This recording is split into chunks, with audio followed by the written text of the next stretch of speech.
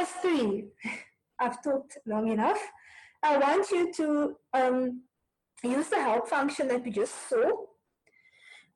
So help with lists. And see if you can find, so create a list here called species, and you can populate it with, in fact, maybe just stick to the same one that I have, because there's a reason why. So create a list called species and populate it with human fish, human bear, human eagle. And then I want you to use the help function to try and see if you can find any method that exists within the list's data structure that can help you to count how many times human occurs in this list.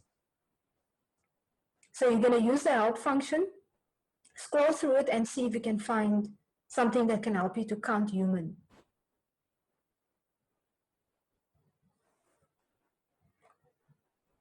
And again, if you've forgotten how, that's the code that you need to execute to get that list. Okay, so we got to get a move on. So you would have created this list over here.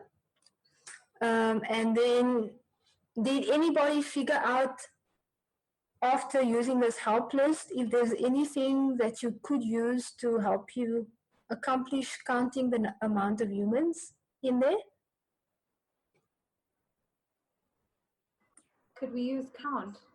You could use count, yes. Now, did you use it correctly? Did you get an output? So if I scroll down here, again, you scroll past this underscore, underscore, which is all the stuff that defines the different methods in the class. And you look at how the method gets used, and you see that count here can be used. It takes an argument and it gives you, returns you the number of occurrences of a value.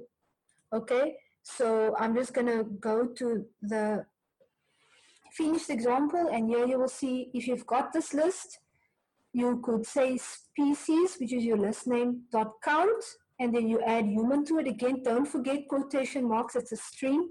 It's a mistake commonly made. And then I've just added that to an intuitive variable called count humans, and then I print that, and you should be able to see that it is correct, since you can do this by eye as well. Okay, so it's very important to learn how to use, and which we haven't even touched. We've seen append, we've seen copy, we've now used count, we've seen extend, but there are plenty of other ones that we haven't. You can remove items, we've seen these two, so it's good for you to learn what other methods are there.